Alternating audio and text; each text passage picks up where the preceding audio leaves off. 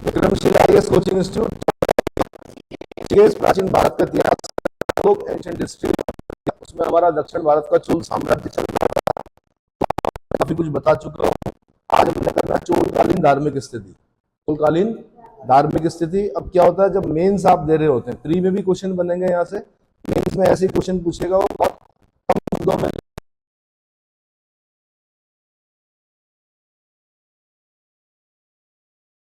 दीजिए।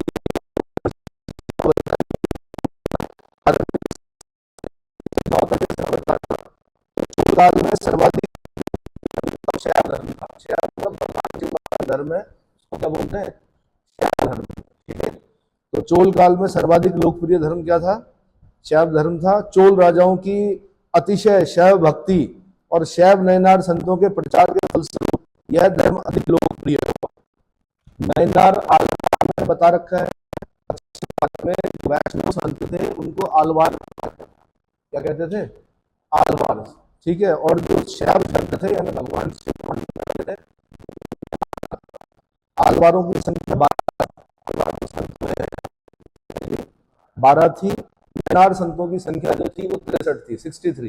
कितनी थी, 63। आईएएस में क्वेश्चन पूछा गया था कि एकमात्र महिला आलवार संत कौन थी। जो 12 आलवार मैंने बताए उसमें एक महिला थी, वहां से क्वेश्चन पूछा, बाकी 11 पुरुषों से नहीं पूछा गया। कहां से पूछा, एकमात्र महिला आलवार संत कौन थी, आंडाल, उनका नाम क्या था, आंडाल था। इतना समझ में आ गया।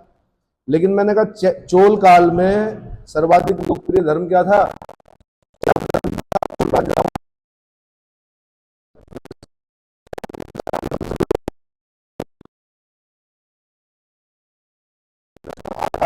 ऊंचाई प्रदान, वैष्णव आचार्य।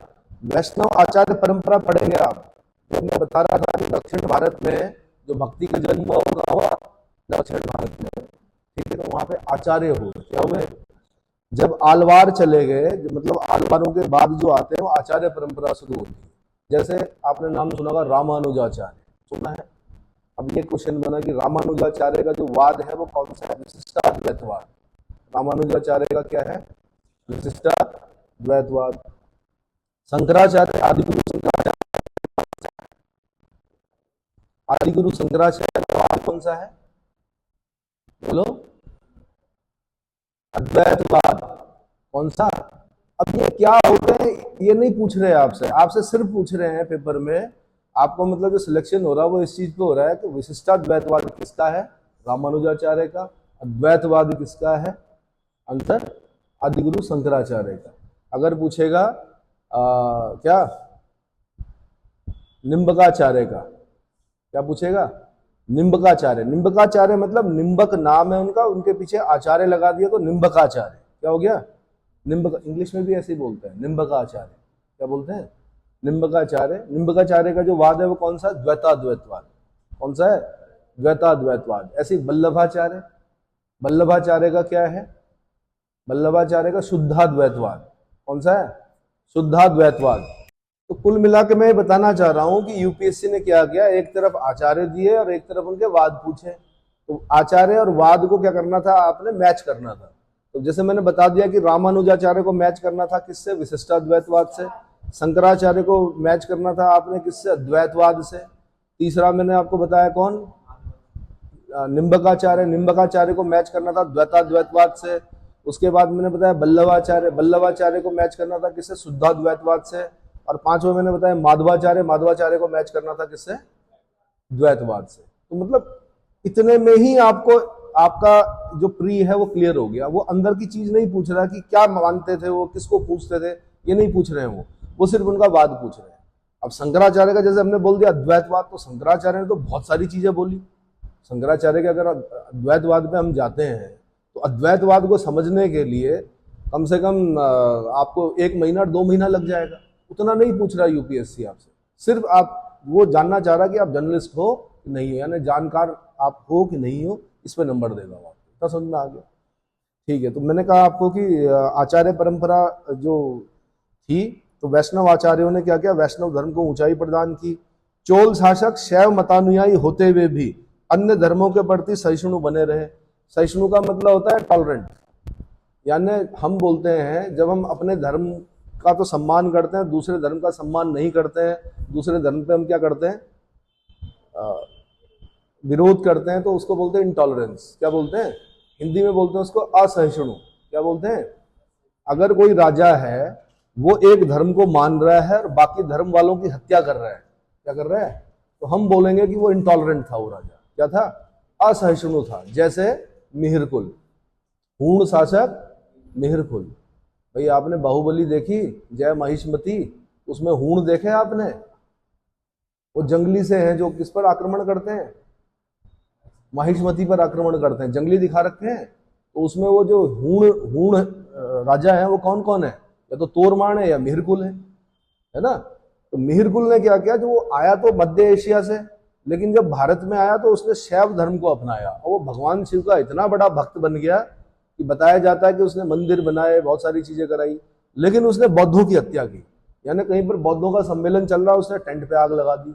उसने क्या किया कि अपनी जनता को आदेश दिया कि भाई जो भी बौद्ध भिक्षु की गर्दन काट के लाएगा मैं उसको एक स्वर्ण मुद्रा दूंगा। तो ये हो गया इंटॉलरेंस का। समझ में आ गया? लेकिन चोल शासक क्या थे? छह मतानुयायी थे, लेकिन अन्य धर्मों के प्रति भी क्या थे? सहिष्णु बने रहे। ये समझ में आ गया? बौद्ध और जैन धर्म भी फलता फूलता रहा, यानी शैव धर्म भी चल रहा था, वैष्णव धर्म भी चल रहा था, बौद्ध धर्म भी चल रहा था, ठीक है, जैन धर्म भी। सब लोग अपनी अपनी आस्थाओं के हिसाब से पूजा कर रहे थे। चोल शासकों द्वारा बनाए गए विशाल और भव्य मंदिरों ने लोगों को अपनी ओर आकर्षित किया। भाई दक्षिण भारत के मंदिर जिस दिन आपने देख लिए, आप ये बोलोगे कि हमारे उत्तर भारत में इस प्रकार के मंदिर क्यों नहीं है? तो भाई दक्षिण भारत में इग्नियस रॉक्स हैं, रॉक्स बहुत आसानी से मिल जाती हैं। दूसरा, वहां पर भक्ति का जो एक वो चला, प्रचलन चला, या उस समय जो व्यापार वाणिज्य यानी ट्रेड जो था बहुत अच्छा था, है ना। तो उन राजाओं के पास बहुत ज्यादा धन था। उत्तर भारत में क्या हुआ, आक्रांता आते रहे। आक्रांता मतलब आक्रमणकारी आते रहे, और जो मंदिर रहे भी होंगे उनको तोड़ा उन्होंने, लेकिन दक्षिण भारत तक नहीं पहुंच पाए, बहुत कम लोग पहुंच पाए। तो दक्षिण भारत के मंदिर तो बहुत बड़े बड़े हैं, वहां की तो परंपराएं अलग हैं। मतलब अगर मंदिर वहां होगा तो यहाँ से गोपुरम स्टार्ट हो जाएंगे। गोपुरम मतलब लोफ्टी गेट्स, एक गेट यहाँ पर होगा, एक गेट थोड़ा आगे होगा, एक गेट और आगे होगा। उस गेट पर भी क्या होंगे? लोफ्टी गेट्स, मतलब मूर्तियां बनी होंगी, भगवान बने होंगे। तब जब आप 7-8 गेट पार कर दोगे तब आपको एक 13 मंजिला मंदिर मिलेगा, तंजौर का बृहदेश्वर टेम्पल। और जब उसकी ऊंचाई आप नापोगे तो उसकी ऊंचाई बहुत ज्यादा है। 13 मंजिला मतलब 10-10 फुट वाली मंजिल नहीं है, उससे भी 130 फुट नहीं बोल रहा हूं मैं। हम लोग 30 फुट पे हैं, ये छत जो दिख रही है 130 फुट से भी कई ऊंचा मंदिर है वो। ये समझ में आया? और उसके ऊपर फिर पत्थर भी रखा हुआ इतना भारी, और यही समझ में नहीं आता कि इतना भारी पत्थर रखा कैसे भाई, ऊपर तक कैसे लेके 13 मंजिल ऊपर। समझ में आ रहा है मैं क्या बताना चाह रहा हूँ? तो चोल शासकों द्वारा बनाए गए विशाल और भव्य मंदिरों ने लोगों को अपनी ओर आकर्षित किया। जैसे आप लोग आकर्षित होते हैं मॉल से, कहाँ जाना है जी? मॉल ऑफ देहरादून जाना है। कहाँ जाना है जी? यहाँ जाना है। छोटी दुकान से आकर्षित नहीं होते आप, किससे आकर्षित होते? ऐसे ही मंदिरों में भी क्या, बड़ा मंदिर अगर होगा तो आप क्या होंगे? आकर्षित होंगे। अयोध्या में रामलला का मंदिर बना, करोड़ों लोग क्या कर रहे हैं? जब तक टेंट में थे भगवान तो वही थे, कितने लोग जा रहे थे? क्यों नहीं जा रहे थे? अब क्यों जा रहे हैं? क्योंकि मंदिर आकर्षित करता है, पॉजिटिव एनर्जी के क्या हो जाते हैं? वो केंद्र हो जाते हैं। समझ में आ रहा है? ऐसे ही दक्षिण भारत के राजा भी ये जानते थे, भव्य मंदिरों ने लोगों को आकर्षित किया। विजयालय ने चोलेश्वर मंदिर, आदित्य प्रथम ने बाला सुब्रमण्यम मंदिर, नागेश्वर मंदिर, सुंदरेश्वर मंदिर का निर्माण करवाकर अपने को अनन्य शैव भक्त सिद्ध किया। इन दक्षिण भारतीय राजाओं ने क्या किया? मंदिर बनाए। तो किसने कौन सा मंदिर बनाया ये याद करना पड़ता है, यहां से क्वेश्चन बनेगा। बोल्ड लेटर्स में जहां पर भी मैं हाईलाइट करवा रहा हूं वो इंपॉर्टेंट है, वो क्वेश्चन बन चुके हैं। इसका मतलब विजयालय ने कौन सा बनाया?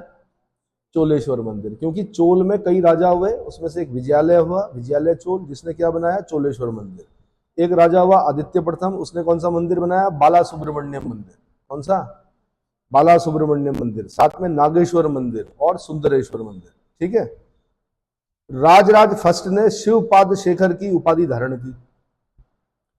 शिव के पैरों का चंद्रमा, यानी राजा को भी पता था कि कंट्रोवर्सी हो सकती है, अगर मैं अपने आप को शिव की जटाओं का चंद्रमा बोलूंगा तो क्या होगा? कंट्रोवर्सी हो जाएगी, लोग नाराज हो जाएंगे। उसने कहा मैं शिव के पैरों का चंद्रमा हूं। क्या हूं? शिवपाद शेखर मतलब भगवान शिव के चरण पादुकाएं जो होती हैं, पाद मतलब पैर और शेखर मतलब चंद्रमा, मैं भगवान शिव के पैरों का क्या हूं, चंद्रमा हूं। अब ये ऐसे क्वेश्चन पीसीएस में पूछे जाते हैं कि चोलों में वो कौन सा राजा था जिसने शिवपाल शेखर की उपाधि धारण की? Answer Rajaraja first. और इसने भारत के सबसे बड़े वृद्धेश्वर मंदिर का निर्माण करवाया जो कि तंजौर में है। अगर कभी तमिलनाडु जाना हुआ तो तंजौर जाना, वहां पर वृद्धेश्वर मंदिर देखना। वृद्धेश्वर मंदिर से जो क्वेश्चन बनते हैं वो क्या क्या बनते हैं मैं बता देता हूँ। सबसे पहले पूछेगा वृद्धेश्वर मंदिर कहाँ अवस्थित है? आंसर तंजौर में, तमिलनाडु में। कहां पर है? तमिलनाडु में। दूसरा पूछेगा वृद्धेश्वर मंदिर कितने मंजिला है? तो 13 मंजिला है। कितना? 13 मंजिल है उसमें। कितनी?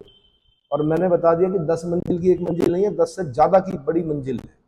तीसरा पूछेगा कि किसने बनाया तंजौर का वृद्धेश्वर मंदिर? तो चोल शासक राजराज फर्स्ट, चोल शासक राजराज फर्स्ट ने बनवाया। चौथा क्वेश्चन पूछेगा क्या वृद्धेश्वर मंदिर को अन्य किस नाम से जाना जाता है? तो आंसर राजराजेश्वर टेम्पल के नाम से भी जाना, राजराज फर्स्ट के नाम पर उसको राजराजेश्वर मंदिर भी बोलते हैं। और क्या पूछेगा भाई? भगवान शिव का मंदिर है। साथ में यूपीएससी ने यहां तक पूछा है कि जो वृद्धेश्वर मंदिर है उसके अंदर किन चोल राजाओं की मूर्तियां स्थापित हैं? चोल राजाओं की मूर्तियां, तो सुंदर चोल या परांतक सेकंड, और दूसरा कौन है? राजेंद्र चोल। इन दोनों की मूर्तियां कहां मिलेंगी आपको? वृद्धेश्वर मंदिर। ये लिमिट है यूपीएससी की, मतलब यहां तक अंदर जाकर क्या करती है वो आपसे पूछती है। तो समझ में आ गया। कुलोतुंग फर्स्ट और कुलोतुंग सेकंड ये भी राजा हुए चोलों में। तो कुलोतुंग फर्स्ट और कुलोतुंग सेकंड ने कट्टर शैव होने के कारण वैष्णव आचार्य रामानुजाचार्य को कुछ समय के लिए कांची छोड़कर जाना पड़ा। अब जो रामानुजाचार्य थे वो विशिष्टाद्वैतवाद है उनका, वो भगवान विष्णु की क्या करते थे? पूजा करते थे। लेकिन राजा जो थे वो शैव थे। दोनों के बीच में क्या हो गया? विवाद हो गया। किन किन के बीच में? कुलोतुंग फर्स्ट के समय में भी और कुलोतुंग सेकंड के समय में भी रामानुजाचार्य को क्या करना पड़ा? कांची छोड़ना पड़ा।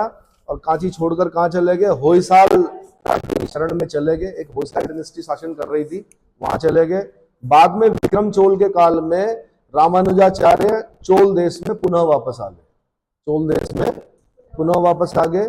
कुलोतुंग सेकंड के काल में शैव धर्म जो था वो अतिवाद की पराकाष्ठा को प्राप्त हुआ और कुलोतुंग सेकंड ने चिदम्बरम मंदिर में स्थापित गोविंदराज यानी भगवान विष्णु की मूर्ति को समुद्र में फेंकवा दिया। ये आईएएस में क्वेश्चन पूछा गया पहले, और फिर दोबारा कहा उत्तराखंड पीसीएस में क्वेश्चन पूछा गया। कहां पूछा गया? 21 चोल शासक के समय में चिदम्बरम के मंदिर से गोविंदराज यानी भगवान विष्णु की मूर्ति को समुद्र में फेंकवा दिया गया, जिसकी वजह से रामानुजाचार्य का विवाद हो गया राजा के साथ। आंसर कुलोतुंग सेकंड के काल में। आंसर क्या है? कुलोतुंग सेकंड के काल में चिदम्बरम के मंदिर से गोविंदराज की प्रतिमा को यानी भगवान विष्णु की प्रतिमा को समुद्र में फेंकवा दिया गया था। इस पर एक साउथ इंडियन मूवी बनी हुई है, अगर आप देखना चाहें तो उसमें कमल हसन ने भूमिका अदा की है। किसने? कमल हसन है उसमें। तो वो मूवी देख लेना, आपकी काफी कुछ समझ में आ जाए। ठीक है, चलिए जी। बाद में रामानुजाचार्य ने इस मूर्ति को तिरुपति मंदिर में स्थापित करवा दिया। तिरुपति बालाजी का मंदिर पता है कहाँ है? आंध्र प्रदेश में है। रिचेस्ट टेम्पल था कभी इस देश का। क्या था? सबसे ज्यादा चढ़ावा जो चढ़ता था वो कहाँ चढ़ता था? तिरुपति बालाजी के मंदिर में। लेकिन बाद में इसको किस मंदिर ने तोड़ दिया? शिरडी जो साईं बाबा का मंदिर है वो अब रिचेस्ट टेम्पल, बीच में बताया गया था कि वो रिचेस्ट हो गया। सबसे ज्यादा चढ़ावा जो चढ़ रहा था वो कहाँ चढ़ रहा था? शिरडी में। तो समझ में आ गया। चलो जी। चोल शासकों ने शैव संतों को ही अपना राजगुरु बनाया। राजराज फर्स्ट ने के जो राजगुरु थे वो ईशान शिव थे और राजेंद्र चोल के राजगुरु जो थे वो सर्वशिव थे। दो स्टेटमेंट बना के देगा यूपीएससी। क्वेश्चन कैसे देता है? दो स्टेटमेंट देगा। पहला बोलेगा कि चोल शासक राजराज फर्स्ट के राजगुरु ईशान शिव थे। दूसरा स्टेटमेंट बना के देगा राजेंद्र चोल के जो राजगुरु थे वो सर्वशिव थे। कितना हो गया? समझ में आ गया। अब क्या करता है? 4 ऑप्शन देता है। कहता है पहला सही है, दूसरा गलत है। फिर बोलेगा दूसरा गलत है, पहला गलत है, दूसरा सही है। फिर बोलेगा दोनों गलत है, फिर बोलेगा दोनों सही है। इन 4 ऑप्शन में से आपने क्या करना है? अपना आंसर ढूंढना है। आंसर दोनों सही है जो मैंने अभी बताया। या फिर आपको कंफ्यूज करने के लिए क्या करता है यूपीएससी, क्योंकि उसको पता है कि आपने पढ़ा तो होगा, आपने ये भी पढ़ा होगा कि राजराज फर्स्ट के राजगुरु ईशान शिव, राजेंद्र चोल के जो राजगुरु सर्वशिव। अब वो क्या करेंगे, क्योंकि शिव शिव दोनों के आगे लगा हुआ, तो सर्व शिव को बिठा देंगे ऊपर और ईशान शिव को बिठा देंगे नीचे। क्या बोलेंगे, उल्टा करके बोलेंगे वो कि राजराज फर्स्ट के राजगुरु सर्व शिव है और राजेंद्र चोल के राजगुरु कौन है, ईशान शिव है। अब क्योंकि एक एग्जामिनेशन प्रेशर होता है साथ में, क्योंकि दुनिया ने डराया हुआ होता है आपको कि यूपीएससी देने जा रहे हो, बहुत सारा बर्डन लेके जा रहे होते हो आप, वहां पे आपने कहा यार शिव तो याद किया था। हमें ये भी पता है राजराज फर्स्ट और राजेंद्र फर्स्ट ये दो ही राजा सबसे इंपॉर्टेंट थे साम्राज्य के, ये भी ठीक है। ये भी पता है कि इनके राजगुरु भी थे, पर थे कुछ शिव शिव, क्या थे। अब यहाँ पे फंस गया आप किसमें, ईशान और शर्व में, ईशान शिव में और सर्व शिव में। बच्चे ऐसे ही ये बड़े साइकोलॉजिकल तरीके से पेपर बनाते हैं, वो ये देखना चाहते हैं कि आपने कितना ध्यान दिया वहां पर। अगर थोड़ा सा भी ध्यान भंग हुआ समझ लो आपका एक नंबर क्या, एक क्वेश्चन आपका गलत हो गया। तो ईशान को किस पर याद करना है, राजराज पर। सर्व को किस पर याद करना है, राजेंद्र पर। अब याद रहेगा, याद रहेगा क्या बोला मैंने, राजराज फर्स्ट के राजगुरु ईशान शिव और राजेंद्र फर्स्ट के राजगुरु सर्व शिव, याद रहेगा। देखो भाई, हिंदी में स व के ऊपर रॉ लगा होता है और इंग्लिश में लिखा होता है SARVSHIVA, सर्व शिवा। इंग्लिश में क्या पढ़ाते हैं, सर्व शिवा एंड ईशान शिवा। बट नाम जो है, जैसे इनका नाम कपिल है, अब मैं इंग्लिश में कपिला नहीं बोल सकता इनको, सर्व शिव ईशान, ईशान शिव सर्व शिव। याद हो गया। तो ये मान के चलो कि अब इसको दिमाग में बिठा दो, ये यूपीएससी का एक क्वेश्चन है। एक जो चैप्टर है हमारा पूरा चोल, उसमें से एक क्वेश्चन बन रहा है। वो क्या बनेगा वो कोई नहीं जानता, वो तभी पता चलेगा आपको जब आप पेपर देने जाओ। लेकिन उससे पहले ही आपको सारे क्वेश्चन क्या करके जाने पड़ेंगे, तैयार करके जाने पड़ेंगे, तभी आप मेंस लिख पाओगे। मेंस की प्रक्रिया अलग होती है ना। और पहले आप क्या करो, प्री निकालना सीखो कि ऐसे करके हमें क्या करना, पॉइंट उठाना। क्लियर हो गया। राजेंद्र प्रथम ने गंगा तट से अनेक शैव संतों को लाकर अपने राज्य में विभिन्न भागों में बसाया था। शैव भक्ति गीतों को मंदिर में गाया जाता था। इन गीतों के संकलनकर्ता नाम्बी अंडार नाम्बी थे। इन गीतों के संकलनकर्ता कौन थे, नाम्बी अंडार नाम्बी। अब ये ध्यान रखना कि शैव संतों को दक्षिण भारत में नयनार कहते थे। नयनारों की संख्या कितनी थी, 63 थी, 63 थी। 63 नाम याद नहीं कर सकते, साफ और सीधी बात, और करोगे तो बहुत बढ़िया बात है, लेकिन 63 याद नहीं करने होते हैं। 4, 5, 6 जो मेन होते हैं संत, उनके नाम याद करने पड़ते हैं। उनमें भी जो सबसे इंपॉर्टेंट जो क्वेश्चन बनते हैं वो नाम्बी अंडार नाम्बी से बनते हैं। कहां से बनते हैं, ये नाम है, ये माता जी ने ऐसे ही नाम रखा, नाम्बी अंडार नाम्बी। क्या नाम रखा, नाम्बी अंडार नाम्बी। इतना समझ में आ गया। तो शैव भक्ति गीतों को किसने संकलित किया, आंसर नाम्बी अंडार नाम्बी। ये पीसेस में पूछे जाते हैं कि नयनारों के शैव भक्ति गीतों का संकलन किस नयनार संत ने किया। आंसर 4 ऑप्शन होंगे वहां पर। अपार होगा एक ऑप्शन क्या होगा, एक अपार होगा, एक नाम्बी अंडार नाम्बी होगा, एक सुंदर मूर्ति होगा, एक मणिक वाच्यगर होगा, और अजी त्रिज्ञान संबंधर हो सकता है। तो आपने उसमें से ढूंढ के निकालना है कि शैव भक्ति गीतों का संकलन किसने किया, नयनार शैव भक्ति गीतों का। Answer Nambi under Nambi. ये आपका एक क्वेश्चन तैयार हो गया, समझ में आ गया। इसी समय उत्तर तथा दक्षिण के शैव सिद्धांतों में समन्वय स्थापित किया गया। चोल काल में शैव धर्म के साथ साथ वैष्णव धर्म का भी प्रचार प्रसार हुआ। इसका वैष्णव धर्म का भी। इस समय वैष्णव संतों की जगह आचार्यों ने भक्ति को दार्शनिक आधार प्रदान किया और भक्ति को कर्म और ज्ञान के साथ समन्वित किया। भक्ति को कर्म और भक्ति के 3 रूप होते हैं, मतलब ज्ञान मार्ग और भक्ति के 3 रूप कौन से हैं, ज्ञान, कर्म और भक्ति। तो जैसे शंकराचार्य जी हैं वो ज्ञान मार्गी हैं। वो क्या है, ज्ञान मार्गी हैं। उन्होंने भारत के जितने बड़े संत थे उन सबके साथ क्या क्या शास्त्रार्थ किया। शास्त्रार्थ समझते हो, क्वेश्चन और आंसर। जैसे किसी बौद्ध संत ने कहा कि नहीं भाई बौद्ध धर्म ऊपर है, इन्होंने शंकराचार्य ने कहा नहीं, क्या जो सनातन धर्म है वो क्या है, ऊपर है। तो बताया जाता है कि इस देश में बौद्ध धर्म बहुत ज्यादा था, बहुत दूर तक था। तो कहा जाता है कि शंकराचार्य ने सभी बौद्ध आचार्यों को अपने इसमें शास्त्रार्थ में पराजित किया। इसमें शास्त्रार्थ में क्या किया, पराजित किया।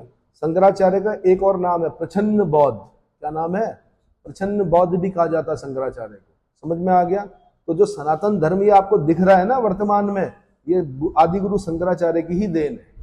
और वो समझ गए थे, बहुत छोटी अवस्था थी उनकी। 820 एना डोमिनी में उत्तराखंड भी आए। कहां पर आए? उन्होंने 4 मठों की स्थापना की।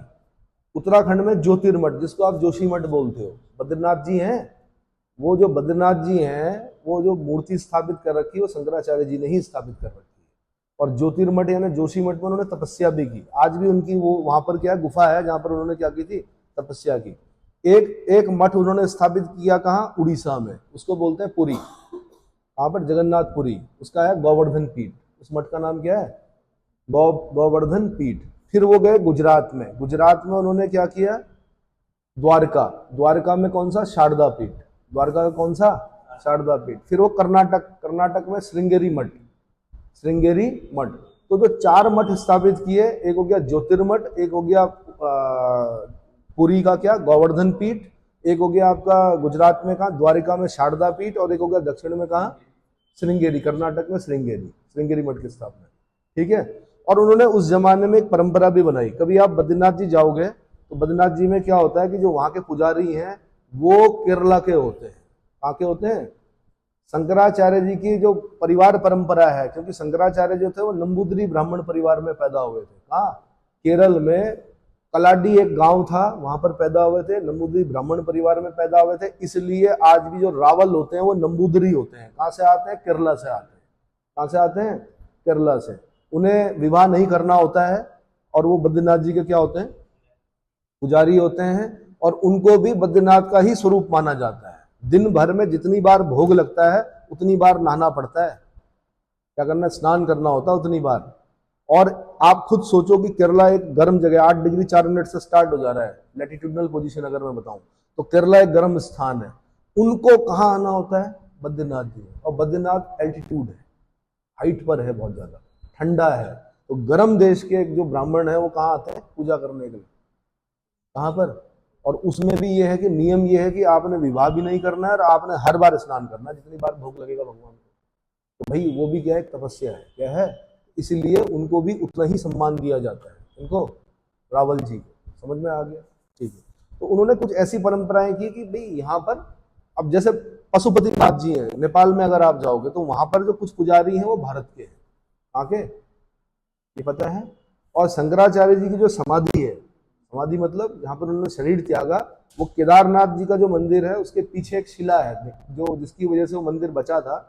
जो हिमालयन सुनामी जिसको बोलते हैं, आपदा जो आई थी, केदार आपदा, उसमें एक बहुत बड़ा पत्थर जो शिला है वो आकर मंदिर के पीछे अटक गई थी। तो आप लोगों ने तो नहीं देखा होगा, पर हम लोग जब पहले गए हैं ठीक मंदिर के पीछे शंकराचार्य जी की समाधि थी। तो ये उत्तराखंड पीसेस में क्वेश्चन पूछता है कि शंकराचार्य जी की समाधि कहाँ है? आंसर केदारनाथ। शंकराचार्य जी कब उत्तराखंड आए थे? 820 एना डोमिनी में आए थे। ये क्या चल रहा? 2025 यही चल रहा। हाँ, वो कब आए थे? 820 AD में आए थे। तो समझ में आ गया। कहां तक पहुंचा मैं? कहां तक बताया मैंने? ज्ञान मार्ग, कर्म और भक्ति। ठीक है।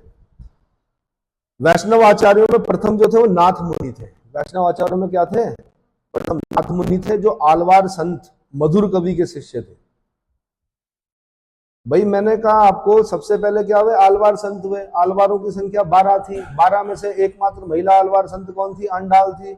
जब आलवारों के बाद अब क्या हुआ कि आलवारों के बाद क्या हो गया? आचार्य परंपरा शुरू हुई। तो आलवार संत थे एक मधुर कवि, उनके शिष्य कौन हुए? नाथ मुनि। तो नाथ मुनि क्या बने? आचार्य बने। क्या बने? आचार्य बने। इन्होंने न्याय तत्व की रचना की।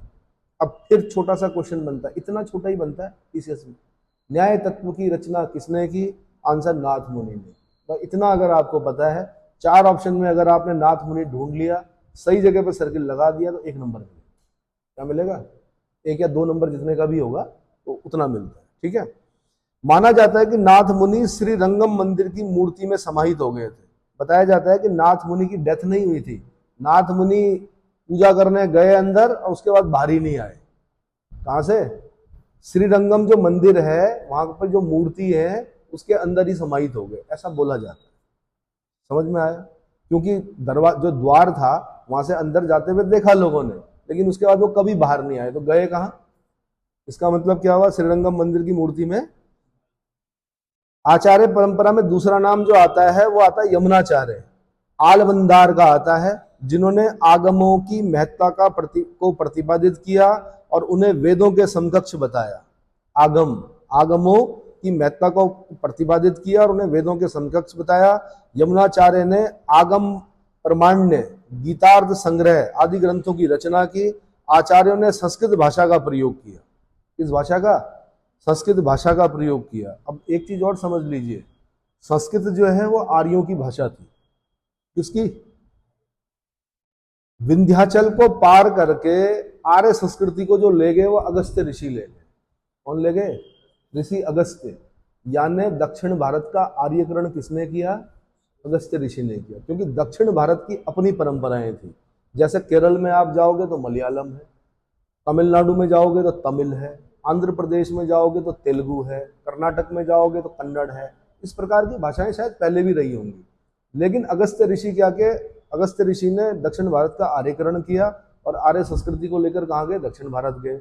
अगस्त्य ऋषि के पुत्रों ने अनार्यों के साथ विवाह किया, जो संतानें उत्पन्न हुई उन्हें आंध्र कहा गया। इतना समझ में आ गया? एडॉप्ट किया दक्षिण भारत में। दक्षिण भारतीय जो संस्कृति थी वो द्रविड़ संस्कृति, और भारत के मूल निवासी भी बोला जाता है उनको, ठीक है। उन्होंने संस्कृत को अडॉप्ट किया और बहुत अच्छे से अडॉप्ट किया। उत्तर भारत आक्रांताओं से ग्रसित रहा, यहाँ पर अध्ययन अध्यापन चलता रहा, लेकिन उतना कुछ खास केंद्रों पर चलता रहा, जैसे काशी हो गया या अन्य जो मेन जगह है वहां पर। लेकिन दक्षिण भारत ने संस्कृत को अडॉप्ट किया। जैसे आप लोगों ने इंग्लिश को अडॉप्ट कर दी है। इंग्लिश आपकी लैंग्वेज नहीं है, हालांकि इंग्लिश ग्लोबल लैंग्वेज है, लेकिन इंग्लिश एक छोटे से आइलैंड, जिसको यूके आप बोलते हो, आइलैंडों का जो एक अलग सा स्थिति है, वहां की भाषा है इंग्लिश। लेकिन आपने अडॉप्ट किया और उस पर आप क्या करते हो? गौरवान्वित महसूस करते हो। ऐसे दक्षिण भारत ने संस्कृत को क्या किया? अडॉप्ट किया। तो आचार्यों ने क्या किया? उनकी भाषा क्या थी? क्या थी? संस्कृत थी भाई। तो क्या हुआ कि भक्ति में एक चीज होती है, जब प्रवचन होते हैं तो हमेशा वही व्यक्ति सुपरहिट होता है जो जन भाषा में उपदेश देता है। इसमें तो अब इनमें क्वेश्चन पूछेगा आपसे कि आचार्यों में पहले आचार्य कौन थे जिन्होंने जन भाषा में क्या किया? प्रवचन दिए। आप अगर कहीं कथा सुनने जा रहे हो और वहां पर सब संस्कृत में बोल रहे हैं तो क्या आपकी समझ में आएगा? नहीं आएगा। लेकिन आप लोग हिंदी बोलते हो, जन भाषा में किसी ने आपको बता दिया, आपकी समझ में आएगा, आप पॉपुलर होंगे। बाबा रामदेव ने जन भाषा में बोला, योग को जन भाषा में समझाया। उन्होंने कहा कुछ नहीं करना है, सांस नाक बंद करनी, सांस लेना। पूरे भारत में क्या हुए? अगर उसी चीज को संस्कृत में बताया जाता या पतंजलि के योग सूत्र के जो श्लोक हैं उनमें बताया जाता तो आम आदमी की समझ में नहीं आता। तो सरल भाषा में जिसने भी बोला, जैसे महात्मा बुद्ध थे, उन्होंने जन भाषा पाली में उपदेश दिया तो बौद्ध धर्म फैला। अगर वो क्या करते, वो भी अगर संस्कृत को अपनाते या कोई और भाषा को अपनाते फिर दिक्कत हो सकती थी, तब उतना धर्म नहीं फैलता। तो समझ में आ गया?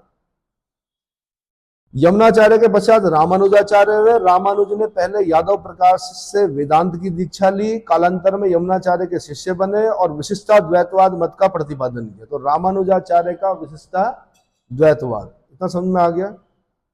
रामानुजाचार्य ने वादरायण के ब्रह्मसूत्र पर, महर्षि वादरायण के ब्रह्मसूत्र पर एक भाष्य लिखा जिसका नाम है श्री भाष्य। ये यूपीएससी का क्वेश्चन है, क्योंकि महर्षि वादरायण का जो ब्रह्म सूत्र है उस पर भाष्य लिखने वाले आचार्य कौन थे? आंसर रामानुजाचार्य। आंसर रामानुजाचार्य थे। और रामानुजाचार्य ने महर्षि वादरायण के ब्रह्म सूत्र पर जो भाष्य लिखा, एक्सप्लेन, भाष्य लिखना मतलब होता है एक्सप्लेन करके कि क्या बताना चाह रहे हैं। ये एक्सप्लेन करते हैं ना, जैसे मेडिजी से आपको एक्सप्लेन करते हैं। तो ब्रह्म सूत्र पर भाष्य का नाम क्या है? श्री भाष्य। क्या है? श्री भाष्य। याद रहेगा, ये इंपॉर्टेंट पार्ट चल रहा है यूपीएससी और पीसीएस पॉइंट ऑफ व्यू से, क्वेश्चन बनते हैं यहां से। उनकी अन्य कृतियां जो है वो क्या है? वेदांत संग्रह है, गीता भाष्य है, वेदांत सार है। कौन कौन है? वेदांत संग्रह है, गीता भाष्य है, वेदांत सार है। अब यहाँ पे क्या हो गया? आप हल्के हो गए, आप ना छोड़ो ना, कौन याद कर रहा है। फिर क्वेश्चन बनाएगा वो कहेगा रामानुजाचार्य के जो लेखन, मतलब जो उन्होंने रचनाएं की हैं वो कौन कौन सी हैं या कौन सी नहीं है। पहला ऑप्शन वो श्री भाष्य देगा, दूसरा ऑप्शन वेदांत संग्रह देगा, तीसरा ऑप्शन गीता भाष्य देगा, चौथा ऑप्शन वेदांत सार देगा। फिर नीचे कूट देगा वो कि केवल 1 और 2 ही है, फिर बोलेगा 1 2 3 है, फिर बोलेगा इनमें से कोई है ही नहीं, फिर बोलेगा चारों है। आंसर चारों, यानी आपको चारों चीजें क्या होनी चाहिए, पता होनी चाहिए। समझ में आया? ठीक। चोल शासक सामान्यतः अन्य धर्मों के प्रति भी सहिष्णु थे। इनके समय में नागपत्तनम, कांची और श्रीमूल निवास में बौद्ध विहार स्थापित किए गए। ये नागपट्टनम ये दक्षिण भारत में पड़ता है, कांची आपका दक्षिण भारत में है, श्रीमूल निवास ये दक्षिण भारत में, ये बौद्धों के केंद्र थे। तो आपसे अगर क्वेश्चन किस तरह से पूछेगा, वो बोलेगा चोलों के समय में बौद्ध धर्म के केंद्र थे कौन कौन सी जगह, तो आपने बोलना नंबर 1 नागपत्तनम, दूसरा आपने बोलना कांची, तीसरा बोलना आपने श्रीमूलवास। समझ में आ गया? अगला, राजराज प्रथम और कुलोतुंग प्रथम ने नागपत्तनम बिहार को दान दिया था। भाई ठीक है, इनका धर्म अलग था, लेकिन इन्होंने क्या किया कि बौद्ध विहारों को भी दान में दिया, ताकि वहां पर जो बौद्ध भिक्षु हैं खा पी सके, अपनी साधना कर सके। ठीक है। जैन धर्म को भी चोल शासकों ने दान दिया। कहा जाता है कि कुंदवे जो राजराज प्रथम की बहन थी, उसने एक ही जगह शैव, वैष्णव और जैन मंदिरों का निर्माण करवाया था। तो कुंदवे किसकी बहन थी? राजराज फर्स्ट की बहन थी। उसने क्या किया? शैव, वैष्णव और जैन मंदिरों का निर्माण करवाया। ऐसा समझ में आ गया? ठीक है। उसके बाद आगे आता है चोलकालीन साहित्य, लिटरेचर। ये ध्यान रखना कि UPSC art and architecture, literature, इस पर बड़ा ध्यान देती है और यहां से क्वेश्चन पुटअप करती है। क्या करती है? क्वेश्चन पूछती है। क्वेश्चन कैसे कैसे बनेंगे वो बताऊंगा मैं आपको। जैसे कि सबसे ज्यादा बार जो क्वेश्चन बना है वो बना है तमिल रामायण किसने लिखी? कंबन ने लिखी। महर्षि कंबन बोलो भाई। क्या बोलो? महर्षि। महर्षि मतलब महर्षि कंबन। ठीक है। जैसे हम बोलते हैं ना कि रामायण किसने लिखी, तो हम बोलते हैं महर्षि वाल्मीकि। तो जैसे हमारे उत्तर भारत में महर्षि वाल्मीकि हुए, वैसे तमिल में महर्षि कंबन हुए। उन्होंने तमिल भाषा में लिखी, लेकिन उन्होंने रामायण शब्द नहीं था उसका नाम, उसका नाम था रामावतरम। क्या नाम था? रामावतरम। याद हो गया? ठीक है। चोल काल में, अब मैं चोलकालीन साहित्य के बारे में बता रहा हूं। चोल काल में तमिल भाषा और साहित्य का अत्यधिक विकास हुआ। तमिल साहित्य के जो त्रिरत्न थे वो कौन कौन थे? कंबन, ओट्टकुट्टन और पुगलेंदी। कौन कौन? कंबन, ओट्टकुट्टन और पुगलेंदी। त्रिरत्न का मतलब 3 बड़े विद्वान हैं ये। अब ये नाम याद करना थोड़ा कठिन होंगे, क्योंकि उत्तर भारतीय नामों से नहीं मिल रहे हैं, या इनके नाम ऐसे नहीं है टिंकी, पिंकी, चिंकी और क्या क्या नाम होते हैं बालकों के? रिंकू, पिंकू, मिंकू, ऐसे नाम नहीं है, वो जल्दी याद हो जाते हैं। ये वैसे नाम है जो उस समय के उस जमाने में रखे जाते थे। तो एक नाम क्या? कंबन, ये याद हो जाएगा आपको। दूसरे हो गए ओट्टकुट्टन, ओट्टकुटन, ओट्टकुटन, और तीसरा नाम क्या हो गया? पुगलेंदी। तो क्या बोला मैंने? तमिल साहित्य के 3 रत्न हैं। कौन कौन? कंबन, वैसे महर्षि कंबन, दूसरे ओट्टकुटन, तीसरे पुगलेंदी। अब इनके नाम महर्षि इसलिए लगा रहा हूं क्योंकि इन्होंने रामायण पर लिखा है। जो भी राम के ऊपर लिखेगा, भगवान राम के ऊपर, वो अपने आप ही महर्षि हो जाएगा। समझ में आया? ठीक। इसे कंबन, इसमें जो क्या कंबन थे वो कुलोतुंग थर्ड के दरबार में रहते थे। अब फिर क्वेश्चन पूछेगा कि कंबन, महर्षि कंबन किस चोल शासक के दरबार की शोभा बढ़ाते थे? Answer Kulothunga third. आंसर, अब ये भी बड़ी समस्या, Kulothunga first, Kulothunga second, Kulothunga third, मतलब एक ही नाम, उनके आगे नंबर लगा रहे हैं। हालांकि उनकी माँ ने नहीं लगाए थे वो नंबर, वो तो इतिहासकार लगाते हैं कि भैया एक कुलोतुंग पहले हुआ, एक कुलोतुंग फिर बाद में हो गया। अब क्या करें, नंबर लगाने पड़ेंगे, तो 1, 2 और 3। तो कुलोतुंग थर्ड के थे। अच्छा, ऐसा नाम क्यों रखते थे ये लोग, बताओ? माना कुलोतुंग फर्स्ट के समय में शत्रुओं को ये पता है कि बड़ा शक्तिशाली राजा है, फिर बाद में जो राजा हुए वो थोड़ा कम शक्तिशाली हो गए, फिर बच्चे का नाम रख दिया कुलोतुंग। तो मतलब उस समय जो संचार था वो इतना ज्यादा था नहीं, तो फिर पूछते थे भाई वहां राजा कौन है? कि कुलोतुंग है। कौन है? ये नहीं पता कि कुलोतुंग का पोता है, जो बड़ा राजा था उसका क्या पोता है या परपोता है। अभी भी कुलोतुंग जिंदा है कि हाँ जी कुलोतुंग है, इसलिए बार बार वही नाम क्या किए जाते हैं, रिपीट किए जाते हैं। कंबन किसके दरबार की शोभा बढ़ाते थे? महर्षि कंबन। आंसर कुलोतुंग थर्ड की। कंबन ने रामावतरम यानी कंब रामायण की रचना की। ये सबसे ज्यादा बार पूछा गया। तमिल रामायण किसने लिखी? महर्षि कंबन ने। ऐसे एक क्वेश्चन और पूछता, बांग्ला रामायण किसने लिखी? मैंने याद नहीं करना है, आपने याद करना है। कृत्तिवास ने लिखी। किसने लिखी?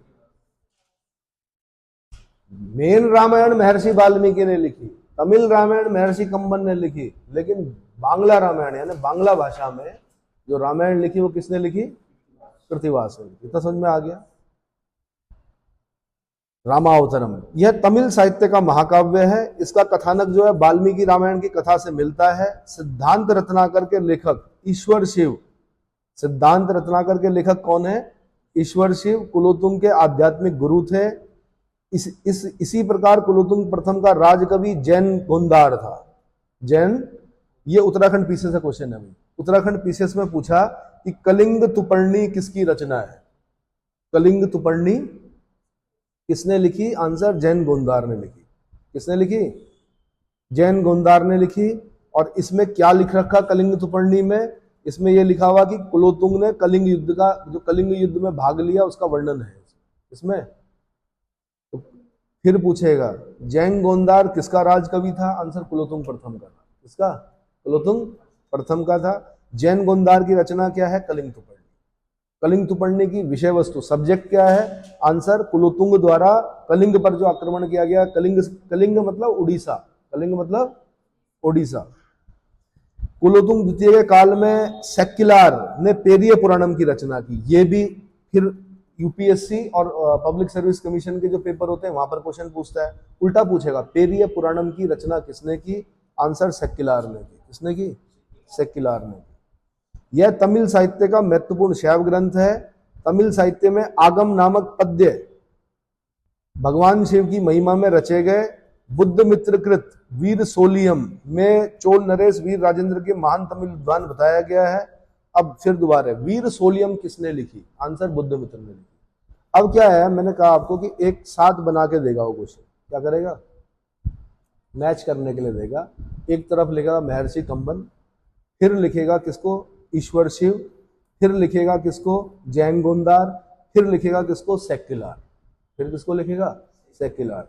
अब आपको मैच करना है, तो मैच कैसे करना? ऊपर नीचे दिया हुआ होगा, आपको ऐसे मैच करना है कि फर्स्ट का बी, सेकंड का, जो भी जहां पर भी जो जगह होगी, और आंसर जो निकल के आएगा वो ये निकल के आएगा महर्षि कंबन रामावतरम।